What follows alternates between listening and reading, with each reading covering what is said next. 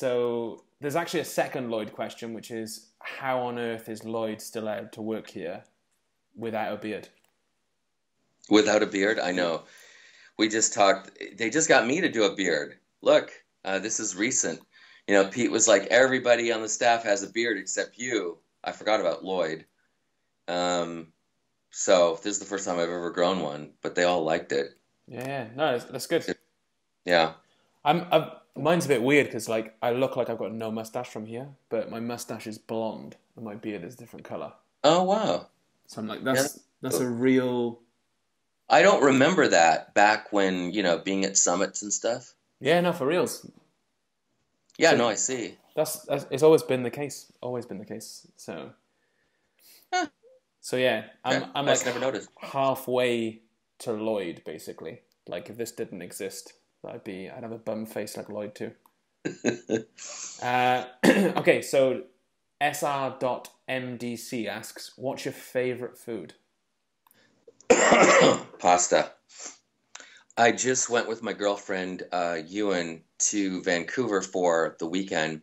We found this little Italian place that makes their own pasta.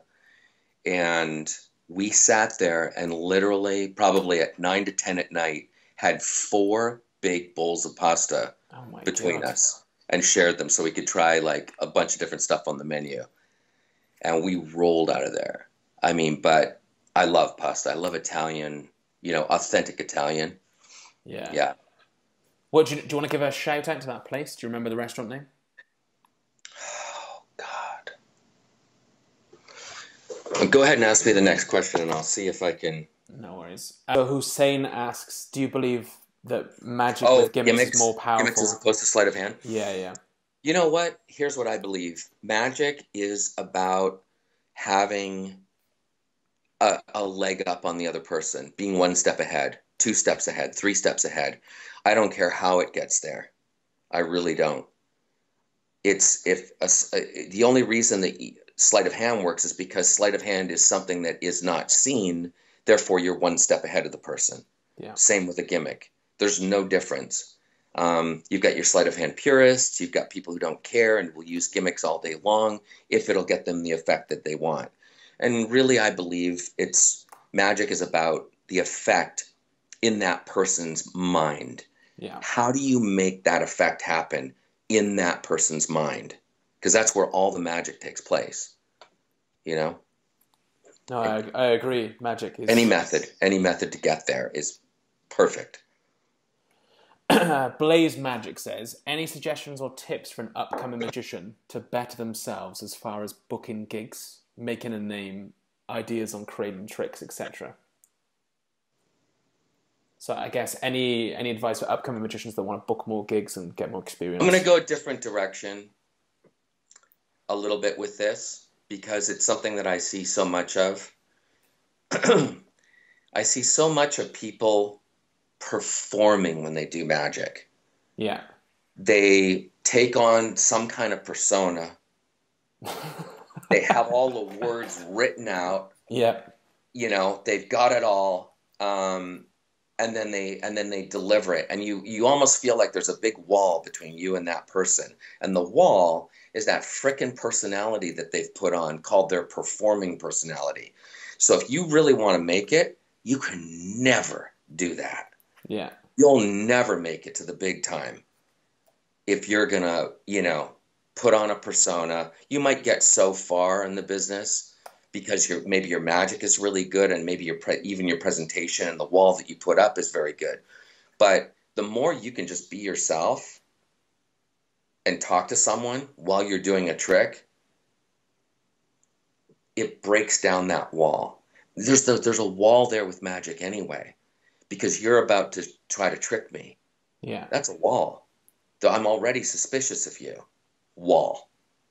So that's the reason. I'll tell you, this is the only reason why Ninja One worked so well. I would notice that, you know, I'd go through, you know, I'd be doing like an adult party or something, and I'd do different tricks, and they'd all be, you know, fantastic, and people would love it. But when I would let them in on how something worked and explain it and show it over and over again and talk about the whys and the wherefores and the psychology behind it, I won them over Yeah. completely, you know? So you've got to break down that wall. And if you want to be successful, don't go putting on a big fat persona, you know? I see it all the time as well with like people that are just chatting normally, and then you say, "Oh, show me a trick," and they go, "Okay, so I've got this regular card. You see this regular card just here. You see this regular card. I'm going to take it. I'm going to take this card. Actually, sorry, give me a hand. No, the clean one, the clean one." And then I'm like, I'm cringing inside. I'm like, just Yeah. that person stood up and become, like you said, put on some awful persona. Yeah. Yeah, instead of just talking to the audience like you would talk to, a friend or a person. That's probably why, part of the reason why David Blaine does so well. And why? Because he's so relatable. He doesn't try to put on any of that stuff. He's not performing. He's not a dancing monkey. He just does his thing. In fact, he goes out of his way to not do that. Yeah. It's like shoulder to shoulder magic, isn't it? Where you're like up close and personal with someone, especially in Ninja One routine when you're like, okay, watch, come in close. I'm going to show you this now. Can you see? Like you're literally right next to them. You're like, can you see underneath there? This move, and everyone's like, oh, okay. Yep. Yeah, no, I agree. Tyler Payne asks, favorite things about Lloyd, Adam, Chris, Pete, Geraint, and Madison. And honestly, do you have a favorite? Oh my God. That's quite a long question. That's a long question. Take them one at a time. Who's first? Lloyd's first. My favorite thing about Lloyd. Oh, here's my favorite thing about Lloyd. When he gives an explanation to a video, to a trick, he's incredibly articulate. He's different when he performs, and when I've talked to him about this, he laughs all over the place and he's like uncomfortable. But the minute he starts explaining, and I've always told him, if you could get what you do when you explain, you're riveting and you're so articulate. I could listen to you all day. If you could bring that into the performance, it would be sky's the limit. Done. Yeah, so that's my favorite thing about Lloyd. He's got so much authority when he speaks. Yeah. Next is Adam. What's my favorite thing about Adam?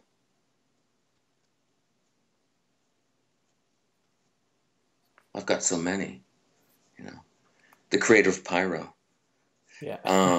No, I'm kidding. What I like about Adam, I like, that Adam is like a partner to me. We can sit there and we can talk. I can call him on the weekend. We can go over, personal stuff. We can go over, just, I can always count on him. I can always trust him. Yeah. He is as solid as they come. Next is Ramsey.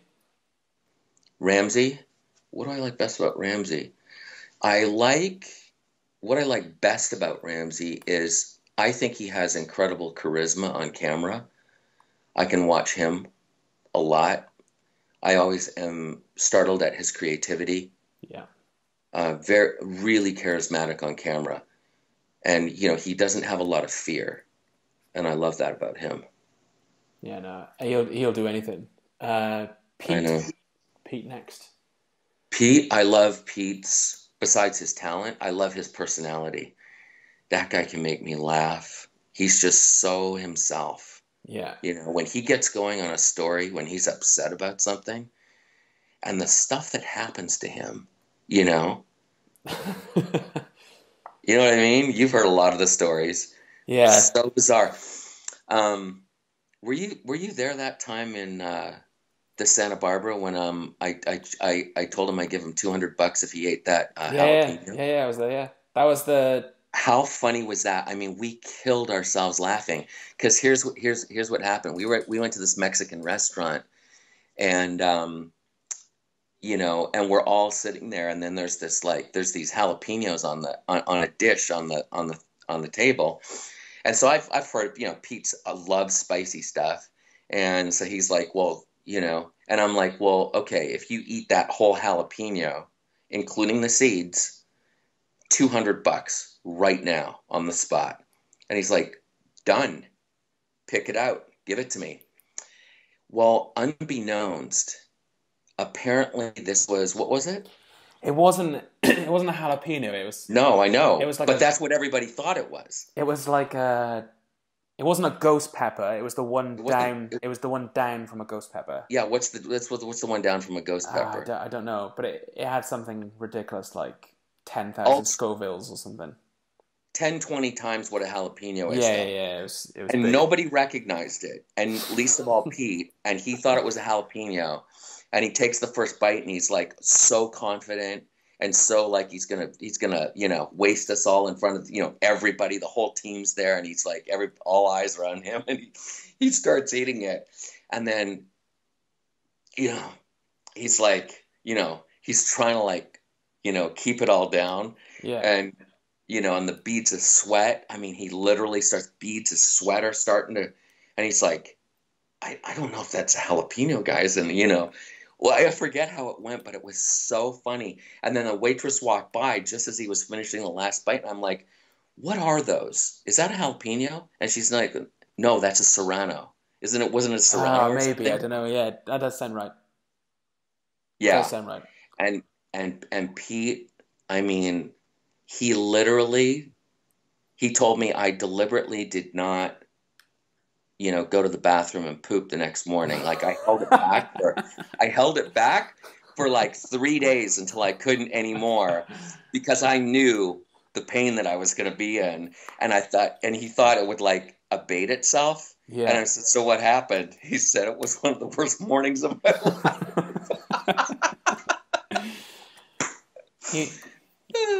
Yeah. Like catching Pete in a rant is the funniest thing, isn't it? I know.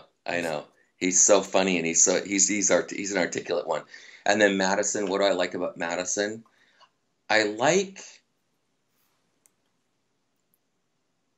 You'll never find Madison overdoing it. He's much more grounded, He's very grounded, and he's very quiet.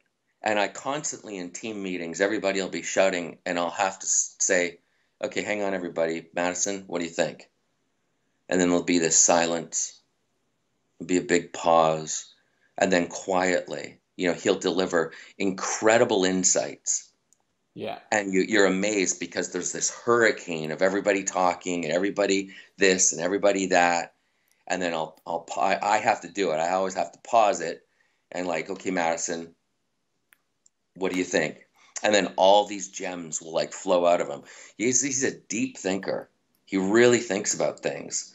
I love that I like so much about Madison. I think he's just an incredible guy. Very, very smart guy. Oh, and I think, he's the most photogenic one among us. I mean, he can't take a bad picture. I've got a photo of him with a piece of toast in his hand from the Pyro. Do you remember the Pyro mini shoot in Toronto? Yeah. Yeah. And he looks like a ballerina. Right. And is so majestic. Yeah. It's on my iPhone. He's wearing these stupid Tom's daps with holding a piece of toast above his head like a ballerina. And it looks so poised. And it's just a little iPhone mid-snap. But he looks like he's posed it. Here's a tip to everybody that Madison told me. When you're having your photograph taken, this is what Madison does. I'm going to let out one of his secrets right here. He says, everybody's left side looks a lot better than their right side. So he says, Brad, if you'll ever notice, whenever we're having team photos done, no matter what happens or who's in it, you'll always find that I'm on the right side of the photo so that my left side shows. It became a joke, didn't it? Madison's left side. It became like it became a joke, like a team joke. Madison's left side. It's like, oh, that's elusive. Madison's right side because he's always given his left. Yeah, exactly. So do you have a favorite? Oh, and then yourself. Oh, yeah. What do I like best about you? That's a tough one. Let's see. What do I like best about you? It's not a long list then. No, I have to look for what I like best. There's lots of things that I like, but I think I think what I like best about you is this dedication and this commitment to the job and to the work, you know, coupled with literally brilliance from what I see in your marketing. You know, working with you is a joy. You handle yourself just beautifully, fun to be around. But it's like, you're another one, and I've told you this before, that I feel like I have a partner when I'm working. Yeah. You know, so that's probably what I like best among the many things. So Tyler wants to know, could you choose one? If we were all on a boat and you could save one, could you choose one to save on the ship?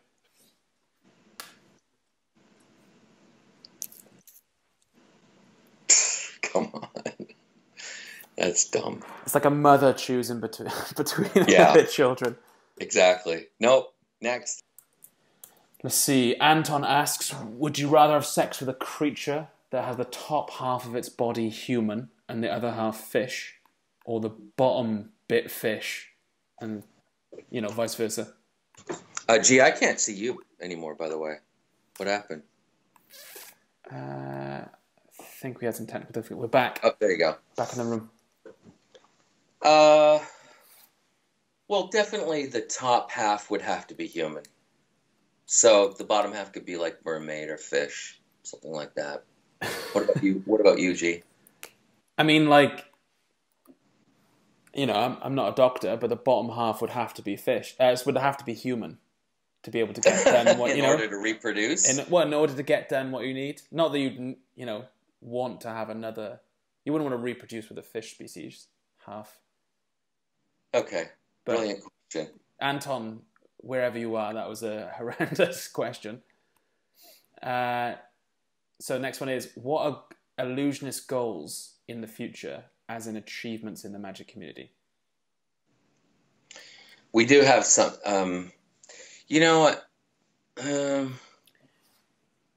We've been looking kind of at, bigger things lately, as far as, kind of, well, I don't know, you call them game changers necessarily, but you've got to constantly recreate yourself. You got to constantly make that attempt. And we've done that with going from the older black site, the dark, the mysterious, that was fairly similar for a number of years, to a white, bright, fun, different colors, changed basically the whole brand. So, larger kind of things like that. And we've got something coming right around the corner. I'm not sure exactly when we're going to release it, but it's a complete game changer, and it's going to turn the magic world on its ear, upside down. That sounds like hype as well. It sounds like a fake injected hype, but it's the most sincere, real thing. I'm sure in your head you're fighting. You're like, I just want to desperately tell everyone what this is. That's not a marketing ploy. This is genuinely one of the things we're most excited about, isn't it? Yeah. I mean, I sat there, I was on the phone with Jeremy Griffith the other day, going over, he's got a couple of new decks coming out with us, and I was talking to him about it and stuff, and I said, you want to see something? You want to see what we're going to do? Here, share your screen I'll share my screen on Skype. And I shared it, and I showed him, what I'm talking about? Yeah. And he was completely, his mouth was on the floor. And he's like, this is going to change everything. Yeah. So, it's not hype. It might sound like that, but you'll see. It'll be coming minimum within the next 3 months, if not 2 months, if not month. Yeah. No, I think people are going to, lose it over this. Oh, yeah. Kevin is my name asks, if there's one magician you could spend the rest of your life with, who would it be? So oh my God, no one. What are you talking about? Spend the rest of my life with a magician? You gotta be kidding. What about Tony Chang? I spend my whole workday with magicians, going on and on and on. I'm trying to get away from magic. Come on, give me a chance. What if you could have the Tony Chang, just being locked I in a room? couldn't take any more of Tony Chang than a night drinking whiskeys and him showing me, you know, the next incredible thing that he blows my mind with. You know, I like Tony Chang in small doses. Small, intense doses. Your liver likes Tony Chang in small doses, yeah, exactly. too. Chris Patzer asks, who has the best beard on the team? What's the best beard on the team? To hear all the other guys talk, I do. Now, they like it. But that's just because I haven't had one for so long. Who's got the best beard on the team? Probably Madison. Madison. That grey stripe. Yeah. Yeah. Yeah, it's hard to... Yeah. It's hard to beat that. And then final question. Leo Nickel says, what do you think is the future of magic? I think it'll be... Okay, look, here's the thing. You know, magic right now is living in the age of the internet. Everything is moving in that direction, is already there. YouTube is kind of the future. You look at what's happened with the big movie houses and movies and theaters. It's moving more to Netflix, streaming, Amazon Prime, Hulu, you know, downloading, streaming. Everything's going to get quicker, faster, apps. You know, it's all moving in that direction. And unfortunately, I think the small magic shop where you get the personal attention is slowly fading. Yeah. Just like Netflix knocked Blockbuster out. And it's not like a vicious thing or anything. It's just, you know, something comes along that's more the way of the world right now, you know, and it makes something else move over to the side. And that's, you know, that's happening with magic too. I mean, there's a resurgence as well, isn't there? People buying records because of the digital music industry. So, you know, there might be a certain element of people that cling on to brick and mortars and, you know, it's a and books, let's say. And books, yeah. It's such a visual medium at this point, and I think people have been able to. You see, how fast people learn these days. Kids learn, especially like with cardistry. Like, how do you do that crap so fast? How have so many good cardistry guys come out of the woodwork? That's not easy. In 2008, I was at Blackpool and we filmed a video. Alan Hagen filmed it. And I was lucky enough to be in it performing some cardistry, and it was revered as probably the best cardistry video ever. And, you know, then a few years later, you know, I went to university, forgot about cardistry and stuff. I see a guy called Matt Fox. He was like a 10-year-old kid, already better than all of us in the video. And then a few years after that now, there's like some 19, 20-year-old kid called Tobias Levin, who's better than all of us put together were back then. And, you know, an Illusionist sponsored Cardistry Con, you know, this year. And when we got there, people were, you know, so young and so talented. It was like, it's mind-blowing. So, you know, I always think I got into magic when I was 16. I wish I'd got into it sooner, because there's kids now that, you know, we're releasing an any card at any number by a guy called Mitchell Kettlewell. Mm-hmm. I hate the any card at any number plot. I think it's the most boring plot ever.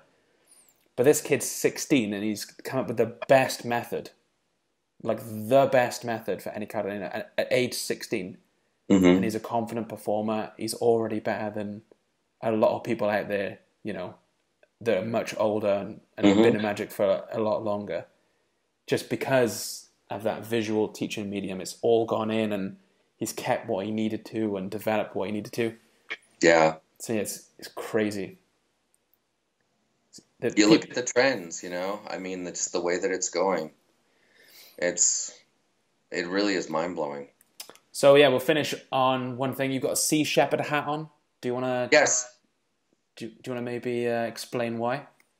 Sea Shepherd. We love Sea Shepherd. Sea Shepherd, you've probably seen them on TV. These are the guys that go out and attack the Japanese whaling vessels You know, the Japanese will go out and kill whales with harpoons. It's a barbaric, really. And they take a lot of whales, a tremendous number of whales. Whales are sentient beings. They're incredibly, you know, intuitive and knowledgeable. They'll do, you know, some real crap with dolphins and just like, you know, herding them all into this bay. And this is how young Japanese boys prove that, you know, they kill one of these things, prove that they're a man now. It's all this barbaric stuff. And Sea Shepherd goes out and attacks them. They have some of the baddest ass boats on the seas today, and you know, we really support them. They'll even ram the Japanese whaling vessels. They'll get in their way and do everything they possibly can to stop this from happening. We support Sea Shepherd, and I've talked to Paul Watson, and we're looking at doing a deck for them. We've got some incredible mock-ups that Oban's done already. You know, there will be a percentage of the profits that go to Sea Shepherd, and then we'll give, you know, decks to Sea Shepherd as well to sell on their website. You know, they sell all this stuff. You can go and get some pretty cool. I've got some Sea Shepherd mugs, a Sea Shepherd hoodie. Yeah. You know, they've got beanies. They've got these cool caps. So you just go to what is it, seashepherd.org, I think. .org, yeah. I'll leave a link in the description below anyway, so you can check it out. But because here's the thing. I mean, when you talk about that, what got us onto Sea Shepherd was what we did with the bees. You know, the bees are really declining badly, and humans need bees. The pollen has to go everywhere. It's the way that, you know, they make plants procreate, etc.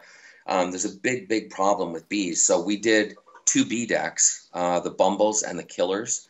And so we send a percentage of that to the is it IUCN organization. Yeah. And we sent many thousands of dollars to them. I think to date it's probably getting towards just under 20 grand. Yeah, that we've been able to send to them. Yeah, we just reprinted the Bumbles and Killer, so it'll probably pass 20 grand in the next month. Yeah, exactly. So this year, all the team talk, we really want to choose various poignant charities that we really like, and do that work and give you know, a portion of the proceeds and profits to them for the good work that they do. Sea Shepherd's one of them. And I think to add on to that, if no one, you know, watching knows what that slaughter looks like, there's a great documentary called The Cove. There you go. And that's it. The Cove will change your perspective, as well as Blackfish, you know, in terms of marine life. But The Cove is dolphin specific.